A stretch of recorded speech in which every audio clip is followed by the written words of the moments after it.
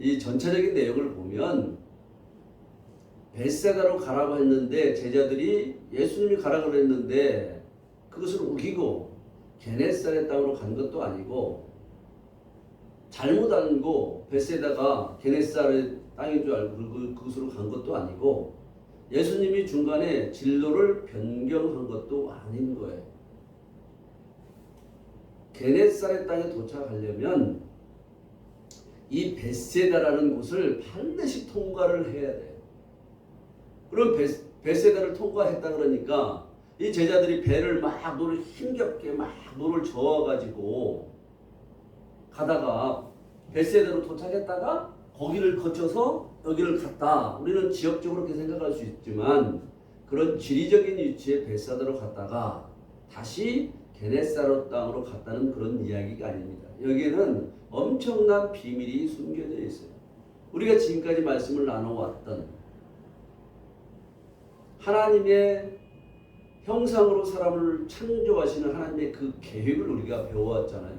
이 내용을 알면 이 말씀이 이렇게 숨겨져 있는 것을 볼 수가 있어요. 제자들이 벳세다로 갔다가 게네사렛 땅으로 이렇게 옮겨간 것이 아니라 그 과정이 벳세다라는 이야기예요. 과정. 제자들이 바다를 건너는 과정. 바다는 뭐라 그랬습니까? 사역하는 거라고 그랬죠. 사역하는 곳. 건너다라는 말은 건너다. 우리는 바다를 건너간다니까 배를 타고 힘겹게 노를 저어서 가는 것이라고 했지만 노를 젓는다고 말할 때 그것은 채찍질하다. 채찍질하면서 나가는 걸 말한다고 했습니다. 제자들이 사역을 하면서 자기 자신들을 채찍질하고 있었던 거예요. 영적 진보를 이루기 위해서, 영적 전진을 하기 위해서 자기 자신들을 채찍질하고 있던 거예요. 무엇을 채찍질합니까? 그 영적 전진을 하지 못하게 만드는 자신들의 내면에 있는 나를 붙들고 막 늘어지는 것들이 있어요. 이걸 육의 속성이라고 해요. 이것들을 채찍질하고 있던 거예요. 그럴 때 예수님이 나타나시는 거예요. 근데 예수님이 나타났을 때 예수님을 잘 알아보지 못하는 제자들의 어떤 우둔한 모습들을 성경에서 말씀하고 있죠. 52절 말씀에 보면 이는 그들이 그 떡 떼시던 일을 깨닫지 못하고 도리어 그 마음이 둔하여졌음이라. 마음이 둔하였다 이렇게 번역하고 있죠. 지난주에 말씀을 나눌 때 아주 고집불통 그런 자기중심적인 생각에 머무르니까 자기들이 사역을 하고 있을 때 예수님이 그렇게 오신단 말이죠. 우리가 이 하나님의 형상으로 완성되는 이 길을 가면서 곧 예수 그리스도를 따라가며 자기 자신을 부인하고 내가 죽는 육의 속성들을 죽이는 십자가의 길 걸어갈 때 예수님이 그렇게 우리에게 오신다고 말씀을 지난주에 나눴어요. 이 사역을 하고 있던 것을 노를 젓는다라고 이렇게 표현을 해놓은 거예요. 이렇게 사역을 하는 것이 육의 속성을 잡는 거예요. 잡아서 소멸시키는 거예요. 그래서 벳세다는 어떤 뜻이라 그랬죠? 벳세다. 지난주에 지혜. 사냥꾼의 집이라 그랬습니다. 어부의 집, 사냥꾼의 집이라 그랬어요. 그러니까 자기 자신들 안에 짐승들을 잡는 그런 채찍질을 하고 있었던 거예요. 육의 속성을 잡는, 그래서 소멸시키는 채찍질을 하고 있었던 거예요. 그러니까 거기에 벳세다가 이루어지는 거예요. 지리적인 벳세다로 이동하는 것이 아니라 자기 자신들이 이제 짐승을 잡은 그 사냥꾼의 집이 된 거예요. 여러분 이해가 가요? 여기까지 잘 따라오고 있어요? 놀라운 거예요. 이 비밀이 숨겨져 있는 거예요. 그러니까 이제 짐승을 잡았으니까 다 통과를 하는 거예요. 통과해야 될 그런 과정을 통과한 거예요. 이게 건너갔다는 얘기는 통과하다 이런 얘기예요. 통과해야 될 과정들을 하나도 빠짐없이 다 통과해야 되는 거예요. 통과하지 못하면 건너갈 수가 없는 거예요. 제자들이 통과해야 되는 그 부분들을 지금 통과했다는 얘기예요. 그랬을 때 게네사렛 땅에 도착을 하는 거예요. 그러면 이 통과한 땅이 게네사렛 땅이라는 얘기예요. 그러면 게네사렛 땅이라는 얘기는 어떤 뜻인가? 이 게네사렛이라는 말은 사전을 찾아보면 히브리어에서 왔다, 유래됐다. 그리스 사전에 보면 헬라어 서전에 히브리어에서 유래됐다. 그런데 긴네렛이라는 그런 단어가 있어요. 성경에 보면 여호수아에 많이 나오는데 그 지파들에게 어떤 경계를 이렇게 지역적인 기업을 분배해 줄 때 그런 경계를 막 나열하고 있는데 그런 데에 등장하는 게 긴네롯가 나와요. 근데 이 긴네렛은 수금이라는 거예요. 수금, 하프. 수금으로 찬양하라 이런 부분이 있어요. 수금으로. 거기에 나오는 수금이에요. 그러니까 오늘 제자들이 도착한 곳은 긴네렛인데 게네사렛인데 히브리어에서는 긴네렛, 수금이라는 말로 나와요. 수금. 이 수금은 빛을 적용한 것이라는 뜻이에요. 빛을 적용한 것. 빛이신 예수 그리스도를 적용한 것을 수금이라고 해요. 그것을 가지고 찬양을 하라는 거예요. 뭐 수금하면 뭐 하프 해가지고 선이 이렇게 막 몇 개인지 제가 정확한 기억은 없지만 뭐 성경에서는 뭐 47개인가 막 이런 있는데 이 시중에 나와 있는 그런 것들은 그렇게 선이 많지가 않죠. 쫙 있어서 그걸 막 이렇게 튕기면서 연주를 하잖아요. 그런 눈에 보이는 그런 물리적인 악기를 말하는 것이 아니라 우리가 하나님을 찬양하러 갈 때 너희들 빛을 적용해서 그 빛을 적용했으면 너희들 안에 그리스도 예수가 거할 거 아니냐. 예수가 거하시면 적용되어진 예수가 너희들 안에 살면 예수가 너희들 밖으로 튀어나와서 예수가 보여지는 그런 삶을 살아라. 이런 찬양을 이야기라고 하는 거예요. 그러니까 우리가 교회 예배 때 아니면 삶 속에서 예배하는 거 찬송하는 거 참 중요해요. 입술로 찬양하는 거 할 수 있죠.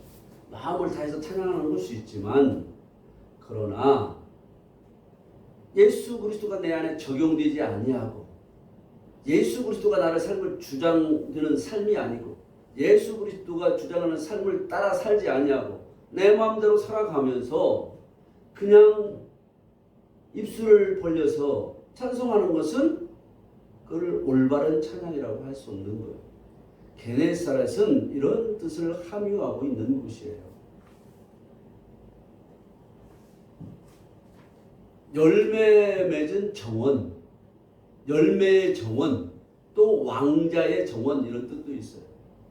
그러니까 빛이신 그리스도 예수를 내가 적용해서 열매를 맺으니까 예수의 열매가 맺는 거예요. 열매가 맺으니까 그 찬양은 내 삶의 찬양이 되는 거예요. 내 삶에서 나는 나타나지 아니하고 그 예수 그리스도가 나타나는 삶, 이런 곳이라는 거예요. 게네사렛에는 이런 사람들이 살고 있는 거예요. 또 완전하게 완성이 되지 않았지만 이런 삶을 살기 위해서 갈망하고 열망하면서 계속 추구하는 그런 삶을 살아가고 있는 사람들이 살아가고 있는 그런 존재의 장소를 게네사렛이라고 하는 거예요. 그냥 물리적인 지리의 땅이 아니라 사람의 존재됨을 얘기하는 거예요.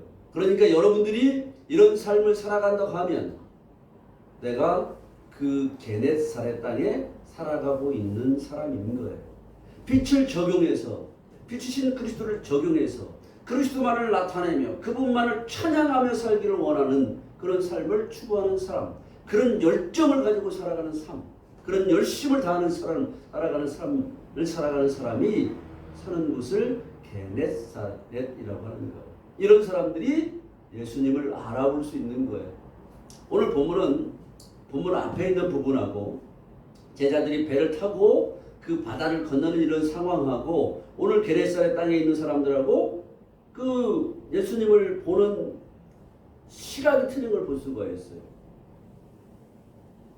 배를 타고 건너가는데 제자들은 예수님이 나타났지만 그 예수님의 모습을 보고 유령이라고 번역을 해놨죠. 유령으로 잘 알아보지 못하는 그 마음이 둔한 상태에 이런 제자들로 묘사가 되고 있잖아요.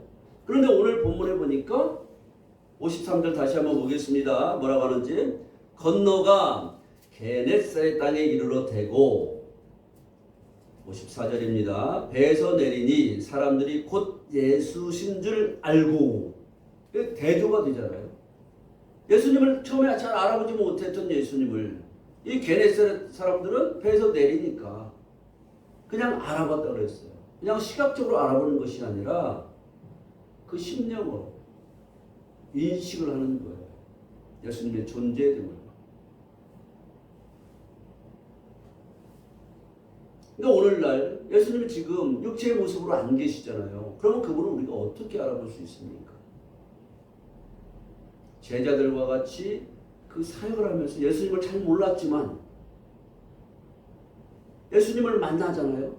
예수님이 배에 들어오시잖아요. 배는 그래서 예수님을 만나는 그런 것을 상징하는 거라고 그랬어요. 예수님을 만나니까 이제 알아보게 되는 거예요. 영적인 만남이 있으면 예수님이 나타나시면 알아보게 되는 거예요.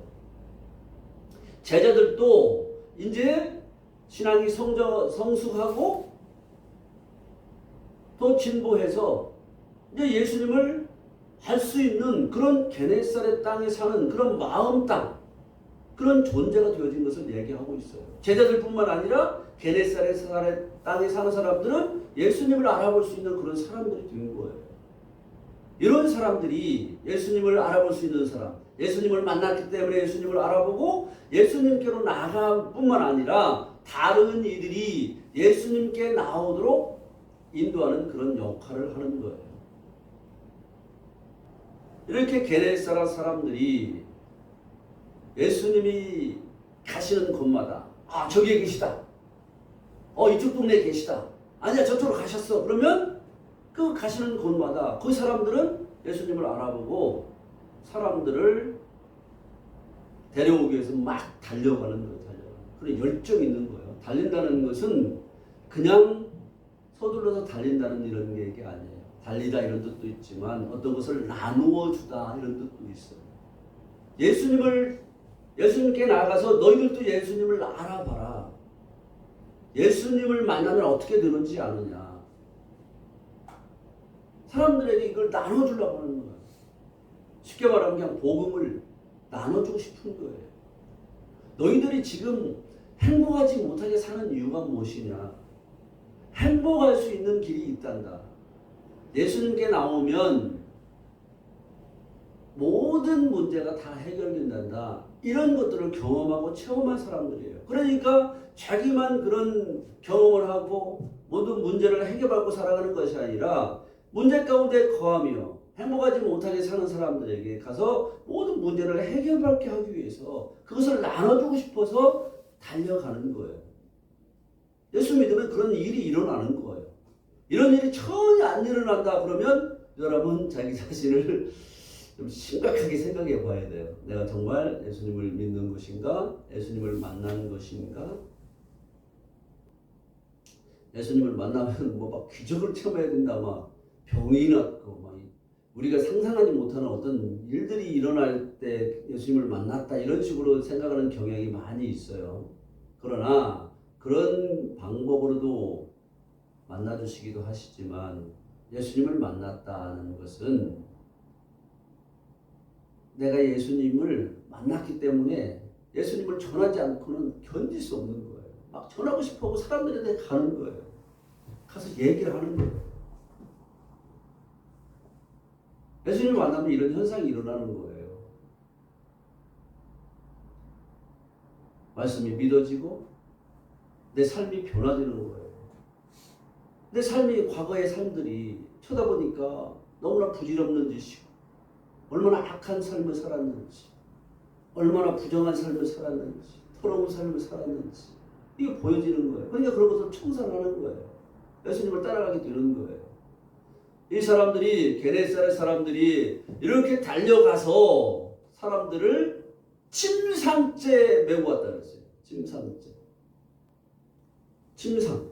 그러니까 지금으로 말하면 병원에 들것? 요새 같으면 뭐죠? 앰뷸런스에 싣고 왔다?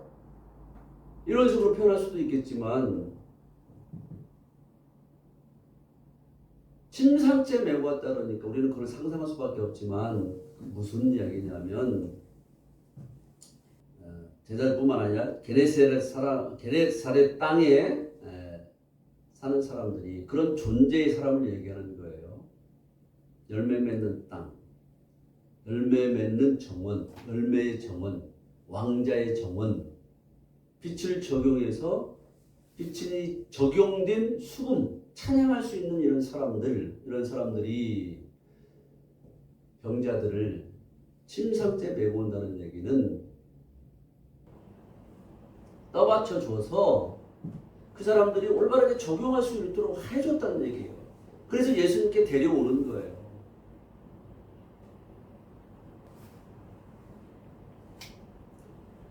(56절) 아무데나 예수께서 들어가시는 지방이나 도시나 마을에서 병자를 시장에 두고 예수께 그의 옷 가에라도 손을 대게 하시기를 간구하니 손을 대는 자는 다 성함을 얻으니라.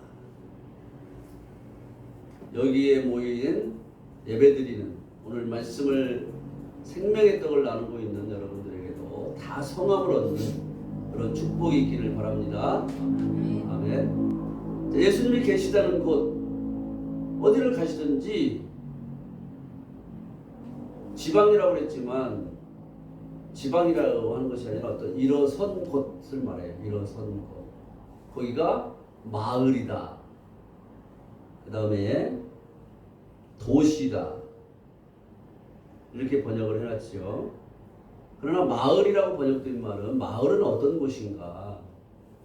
그냥 이 동네, 우리가 여기 살아가는 왼쪽에 있는 동네, 또 오른쪽에 있는 동네, 이런 것을 말하는 것이 아니라 마을이라고 번역된 말은 카파르라는 말이에요. 카파르. 제가 여기 주보에 써드렸죠. 케파림이에요. 마을들이에요. 마을들 복수니까.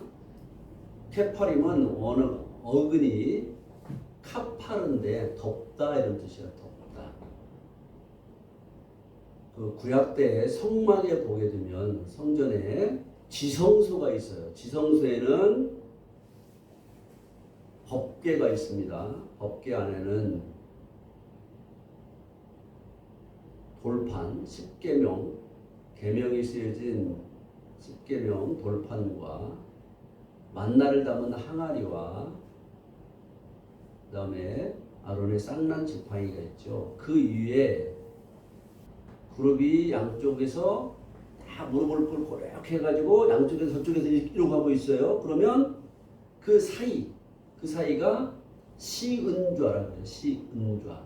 법궤 뚜껑 위에 시은좌. 거기를 속죄소라고 그래요. 속죄소. 근데 거기도 어근이 카파르래요. 덮여진 곳, 죄가 다 용서받은 곳, 덮여진 곳을 속죄소라고 해요. 그 마을이라고 번역된 말하고 어근이 같은 말이에요. 그러니까 마을이라는 말은 어떤 곳이냐면 어떻게 덮여지는가, 죄가 어떻게 없어지는가, 열매를 적용해서 덮여졌을 때, 열매를 적용해서 나에게 열매로 덮여졌을 때 죄가 사여지는 것이에요. 그러니까 그 마을이라는 것은 나는 내 삶이 이런 상태로 살기는 아니구나. 다른 삶이 있는 것이구나. 그게 뭐지? 하면서 내 스스로는 안 되는구나. 이렇게 해봐도 안 되고 저렇게 해도 안 되고 나는 계속 문제덩어리구나. 죄만 짓는 존재구나. 죄의 생산 공장이구나. 이걸 깨닫고 열매를 맺어서 그 열매를 적용했을 때 열매를 맺어서 그 열매 맺음으로 덮여졌을 때 내가 이런 삶을 청산하고 온전한 삶을 살아갈 수 있구나. 생명 있는 삶을 살아갈 수 있구나. 이런 마음을 품고 살아가는 사람들이 살아가는 그런 존재의 장소를 마을이라고 이렇게 번역해 놓은 거예요. 열매를 적용하고자 그렇게 추구하고 삶을 살아가는 자. 예수 그리스도를 열매를 맺어야 되겠구나. 게네사렛 땅은 이런 곳인 거예요. 게네사렛 비옥한 땅, 열매의 땅이라고 그랬죠. 수금이라고 그랬죠. 빛을 적용한 수금. 진정한 노래를 할 수 있는, 이 세상 노래를 아무리 불러봐도 재밌는 것 같고 그런 건데 그것이 아니라 내 안에서 멈출 수 없이 내 존재가 변화되어져서 찬양하지 아니하고는 견딜 수 없는 수금을 연주할 수밖에 없는, 그 다음에 도시로 갈때는 도시. 도시라고 번역된 말은 아림인데 어근이 우르라고 그랬어요. 눈을 뜨다, 벌거벗다, 벌거벗고자 하는 이런 사람들인 거예요. 그러면 벌거벗고자 하는 사람들, 눈을 뜨고자 하는 사람인 거예요. 벌거벗고자 하면 이것만 생각하면 뭐 나체로 다니고 싶어 하는 그런 사람이 아니라 내가 어떤 걸로 감싸여 있고 덮여져 있는데 그래서 이 행복한 삶을 살지 못하고 있구나. 이걸 아는 사람이에요. 근데 그게 뭔지 잘 모르고 살아가죠, 사람들은. 우리는 성경을 말씀을 배우니까 이 말씀을 알고 있잖아요. 우리를 덮고 있는 무적행의 물이 있어요. 지옥 상태의 물인 거예요.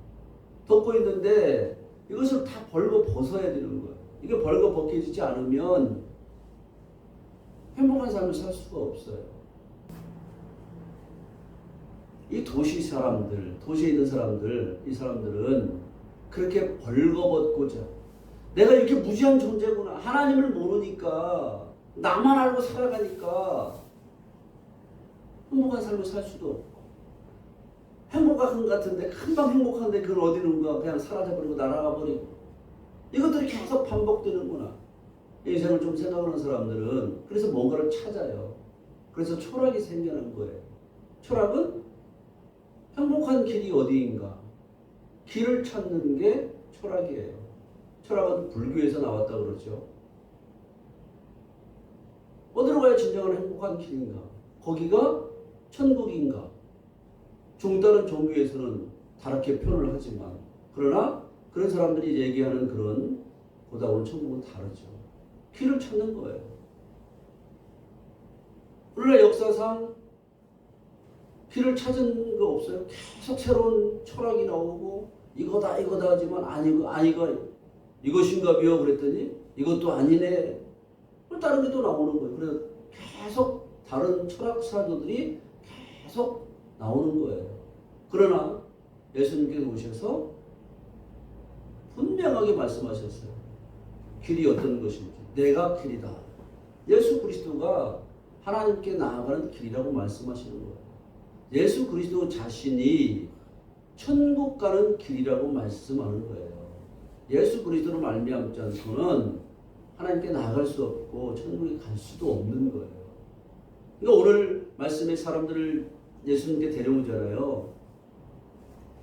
도시에 있는 사람들, 벌거벗고자 하는 자들, 눈이 뜨여지기를 원하는 자들, 나는 앞을 보지 못하는 자입니다. 육체의 눈을 가지고 현상적인 물체를 보고 사람을 보고 여러 가지 산들을 볼 수 있고 바다도 볼 수 있고 새도 보고 동물도 볼 수 있지만 나는 영안이 열리지 않아서 앞길을 알지 못하는 자입니다.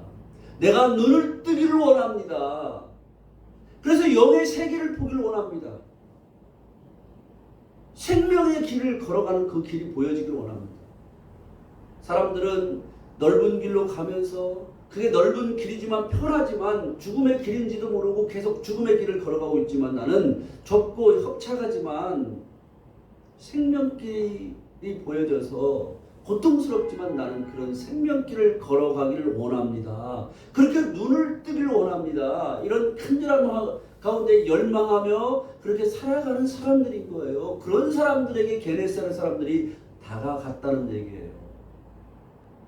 근데 오늘 번역에서 번역되지 않은 말씀이 하나 있어요. 단어가 들판이라고 번역해도 돼요. 들이라는 말이 번역이 안 됐어요. 제가 저번에 또 써드렸죠. 들이라고 번역된 말은 사도트예요. 원문에. 근데 이거 어근이 사대예요. 사대는 펼치다 이런 뜻이에요. 펼치다. 들에 나갔단 말이에요. 들판에 뭐 농사 짓는 사람들, 뭐 씨 뿌리는 사람들, 뭐 열매를 거두는 사람들에게 가서 오라고 한 것이 아니라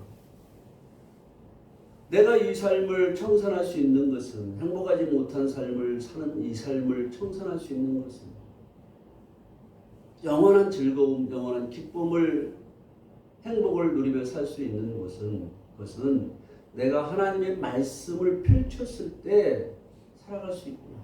내 이 하나님의 말씀을 펼쳐서 이 펼치지 않으면 계속 어둠 가운데 살아가고, 부끄러움에 가득 차고 부끄러움으로 감싸져 있는데도 그것을 벗지 못하고 살아가고, 속고 있는 나 자신을 발견하고, 하나님의 말씀을 펼치고자 애쓰고 또 그 길을 걸어가고 있는 자들, 이런 자들에게 갔다는 얘기예요. 게네사렛 사람들은 그런 사람들에게 가는 거예요. 내가 그런 사람이 되어야 되는 거예요. 내가 그런 말씀을 펼치고자 하는 이런 사람이 되어야 되는 거예요. 그럴 때 열매의 땅, 왕자의 땅, 생명나무에 열매가 맺어서 그 생명 열매만을 따먹고 생명의 충만한 삶을 살고자 하는 그런 삶을 추구하는 자들인 거예요. 이런 자들에게 간 거예요. 게네사렛 사람들이. 그러니까 우리도 내가 그 삶을 추구하고 그렇게 살아가면서 그런 사람들을 찾아야 되는 거예요. 주변에. 그러려면 사람들을 많이 만나야 되겠죠. 이 사람, 저 사람 만나야 되겠죠. 왠지 모르게 행복한 건데 그 내면을 바라보면 자신을 알지 못하는데 내가 보면 행복하지 못하고 우울하고 불안하고 연약하고 힘들고 고통 가운데 살아가는 사람들, 모든 사람들은 그게 있어요. 무조건 전도하다 이런 것이 아니라, 그러면서 그런 가운데서도 이 삶은 아닌가 보다, 어떤 다른 것이 없을까, 이런 사람들이 있어요. 그런 사람들을 찾기 위해서 여러 사람을 만나야 돼요. 그냥 기존에 만나는 사람만 만나는 것이 아니라 벽을 깨야 돼요. 우리는 나하고 성향이 맞지 아니하고, 나와 대립되는 사람이면 무조건 차단하고 말이 통하는 사람만 만나자고 그러잖아요. 그러나 우리는 그런 걸 초월해서 나아가야 돼요. 그거 쉽지 않죠. 그래 열매를 적용해서 그 열매에 생명의 열매를 맺어서 생명 열매를 따먹고자 하는 이런 생명의 삶을 살고자 하는 이런 마을에 가는 것이고, 눈이 떠져서 무지를 벌거벗고 그 부끄러움이 없이 다 소멸돼서 부끄러움 없이 하나님 앞에 나갈 수 있는 그런 삶을 추구하는 사람들. 그렇게 살려면 마음 땅에 내 말씀을, 하나님의 말씀을 펼쳐야 되겠구나. 하나님의 말씀을 펼치지 않으면 절대로 그런 삶을 추구할 수 없구나. 그런 삶이 나에게 이루어질 수 없구나. 이런 것을 깨달은 사람들에게 간 거예요. 그 사람들을 데리고 와서 어떻게 데렸죠? 중간에 보면 병자를 시장에 두었다고 그래요. 시장. 어떤 데는 뭐 거리에 두었다 이렇게 번역도 해놨어요. 아니 병자를 왜 시장에 갖다 놓아요? 시장이라는 말은 훗주라는 말이에요. 훗주는 안쪽 바깥쪽 할 때 이런 뜻이에요. 그런데 이 밖은 안쪽과 분리되는 곳이잖아요. 분리하다 이런 뜻이 있어요. 분리하다. 어떻게 분리되는 곳이냐면 훗주라고 그랬죠. 훗주. 이 말씀은 생명을 소유하기 위해서 분리된 곳에 두었다 이런 뜻이에요. 하나님의 생명이 없으니까 하나님의 생명을 소유할 수 있도록 분리한 곳에 두었다 이런 뜻이에요. 병자는 어떤 존재들이라고 했습니까? 하나님의 생명을 익히는 사역을 하지 않아서 하나님의 생명이 없는 존재들이라고 그랬죠. 그러니까 하나님의 생명이 없는 존재들이니까 하나님의 생명을 익혀서 소유할 수 있도록 생명을 소유하는 그런 분리된 곳에 두었다 이런 뜻이에요. 나는 하나님의 생명이 있어야만 됩니다. 하나님의 생명 없는 삶이 너무나 허전합니다. 헛것인 줄 깨달았습니다. 이런 존재들을 준비를 시켜놓은 거예요. 그리고 게네사렛 사람들이 이 병자들을 데리고 와서 예수님께 간구하잖아요. 기도하잖아요. 하나님이라고 하나님 우리를 불쌍히 여겨주십시오. 당신의 옷가에 손을 대게 해주십시오.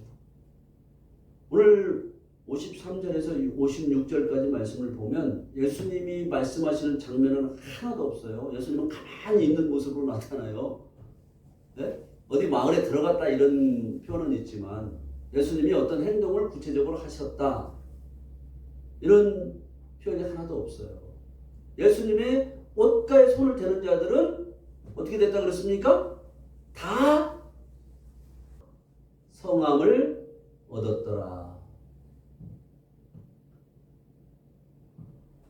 옷에다가 손을 대니까 옷가에다가 손을 대니까 다 성함을 얻었대요. 여러분도 예수님의 옷가에 손을 대시길 바랍니다. 아멘. 그러면 다 성하게 될 것입니다. 아멘. 이게 예수님이 어떤 옷을 입으셨을까? 랍비였으니까 그 당시에 가르치는 선생님만 했어요. 유대인들 랍비같이. 유대인들은 옷이 있으면 이런 소매나 이런 옷가에 옷술이 있어요. 술. 그것을 찢찢이라 그래요. 찢찢. 만발하게 핀 꽃. 옷은 여기에 사용되어진 옷이라는 단어는 베게도라는 말인데 덥다라는 뜻이에요. 히브리어에서 옷이라는 말이 여러 가지 단어들이 있어요. 그런데 베게도라는 말인데 덥다라는 말이 덥다. 그러니까 예수님의 옷가에 손을 대게 해달라고 하는 이야기는 그 덮여져서 꽃이 만발하게 피어진 거기에 손을 대게 해달라고 기도를 한 거예요. 그래서 손을 대는 자들은 다 성함을 얻었다는 그런 결과를 우리에게 말씀해주고 있어요. 그러니까 병자들이니까 육체 질병만 우리는 항상 생각하지만 지금 그런 말씀이 아니라 그랬습니다. 육체 질병도 하나님께서 치료해 주시는 경우도 있지만 육체 질병을 치료해 주지 않는 경우도 있어요. 예수 믿는 사람들 다 치료해 주면 얼마나 좋겠어요. 예수 믿는 사람들은 병에 걸렸는데 암에 걸렸는데 한 사람도 치료받지 못하는 사람이 없더라. 어떤 암이든지 다 치료받더라 하면은 엄청난 일이 일어날 거 아니에요. 네? 사람들이 막 눈에 보여지니까. 근데 예수 믿지 않는 사람들은 병원에 가서 암을 치료받기도 하는데 치료받지 못하고 죽는 사람들이 더 많더라. 근데 예수 믿는 사람들은 어떤 암에 걸렸든지 어떤 병이든지 다 치료받더라. 죽지 않더라. 암으로 말미암아서. 이런 현상이 나타나면 뭐 전도할 필요도 없겠죠. 예수 믿겠다고 다 막 오겠죠. 성경은 그런 질병만을 이야기하지 않아요. 하나님이 육체적인 질병도 치료해 주시기도 해요. 그러나 다 모든 사람을 치료해 주지는 않아요. 그러나 오늘 본문 말씀은 예수님의 옷에 손을 대기만 하면 모든 사람이 다 치료받을 수 있는 거예요. 치료받지 못하는 사람이 없는 거예요. 그럼 예수님의 옷이 어디가 있어요 지금? 그 옷에 우리가 어떻게 손을 댈 수가 있어요?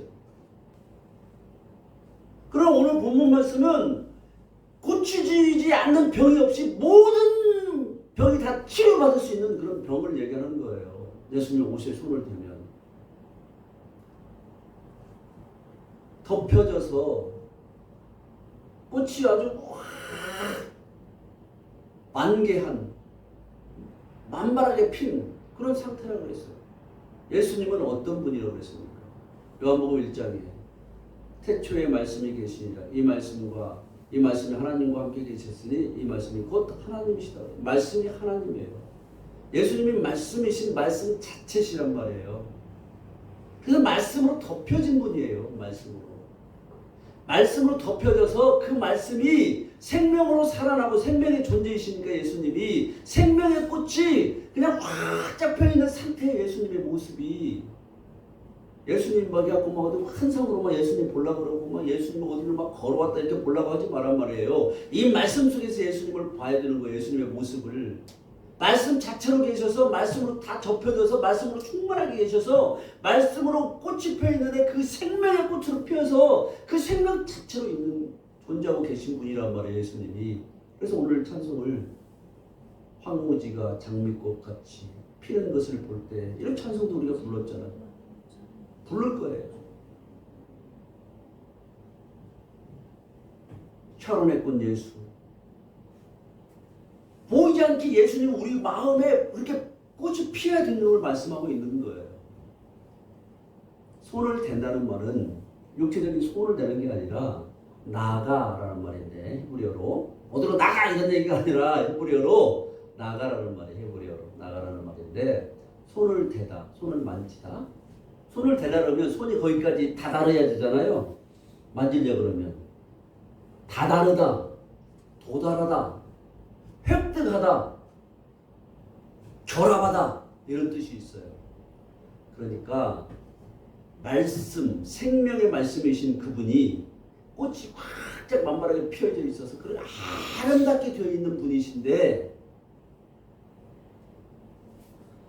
그분에게 내가 도달해서 그분을 획득함으로 그분과 결합함으로 내가 그분과 같이 되어지기를 원하는 이런 사람들입니다. 이 사람들은 다른 데서 행복을 못 찾았어요. 그러니까 손을 대게 해주십시오. 손을 대게 되면 그렇게 당신에게 도달해서 당신에게 이르러서 당신과 결합함으로 말미암아 당신을 획득했을 때 당신을 얻었을 때 이들도 당신과 같이 그 생명의 말씀으로 충만해져서 생명의 말씀이 생명의 꽃이 피어서 그런 아름다운 삶을 행복한 삶을 살아갈 수 있습니다. 이렇게 기도했더니 예수님이 암묵적으로 그냥 허락하신 거잖아요. 그러니까 그렇게 도달해서 이르러서 그분과 결합함으로 그분을 획득하고 그분을 소유하고 그분을 얻은 존재들은 다 성함을 받았다. 이런 말씀을 하고 있는 거예요. 그런데 성함을 받았다라는 말은 구원을 받았다라는 말이에요. 제가 여기다 지면이 부족해서 써드리지 못했는데 노사우라는 말이에요. 노사우. 성함을 받았다라는 단어는 노사우라는 말인데 스스로 구원을 받았다 이런 뜻인 거예요. 내가 가만히 있는데 예수님 다 해주는 거 아니라니까요. 여기 보면 구원을 우리가 이루어낸 것이 여기 분명히 기록되어 있잖아요. 사도 바울이 두렵고 떨림으로 너희 구원을 이루어 나가라 이렇게 말씀하는 것처럼 구원은 내가 믿기 시작했으면 구원이 시작된 거예요. 그러나 완성은 안 됐어요. 그래서 완성된 지점까지 가야 되는 거예요. 인생이라는 시간을 통해서 말씀으로 덮여지고 말씀의 생명의 말씀이 꽃이 피어져서 그 생명으로 만발하게 생명꽃이 피어져 있는 그래서 생명의 열매가 맺혀지는 그런 게네사렛 땅에 주님이 그렇게 계시는 거예요. 그럴 때 우리가 온전하게 되어진 구원을 받는 자가 되는 거예요. 점진적으로 이렇게 우리는 이 과정을 걸어가면서 세상을 살아가면서 여러 가지 어려운 일을 만나지만 그런 것들을 이길 수 있는 힘이 생기는 것이고 잠시 잠깐 있다가 없어지는 그런 기쁨이 아니라 영원한 기쁨이 자꾸 더 우리에게 많아지고 또 그런 삶을 살아감으로 더 능력이 생기는 거예요. 그 처리하지 못하고 우울과 슬픔과 연약한 가운데 살아가는 이 사람들이 이것들을 더 청산할 수 있는 능력이 생기는 거예요. 하나님은 우리를 이 자리로 이끄시길 원하세요. 생명의 말씀이 덮여져서 그 말씀으로 그 생명의 꽃이 활짝 펴진 존재로 거하시는 그래서 생명의 열매를 맺게 하시는 그 예수님에게 손을 대시길 바랍니다. 그분에게 나아가고 이르르고 다다라서 그분과 결합함으로 그분을 얻는, 그분을 소유하고 내 소유물로 해서 막 내가 주인이 되고 그분이 종이 되는 그런 얘기가 아니에요. 반대의 개념인 거예요. 그분을 얻어서 그분을 왕으로 모시고 나는 그분의 통치를 받으며 살아가는 것, 이것이 바로 천국이고 하나님 나라입니다. 그렇게 온전하게 되어져서 강건한 삶을 살아가는 저와 여러분이 되시기를 우리 주 예수 그리스도 이름으로 축원합니다. 아멘. 아멘.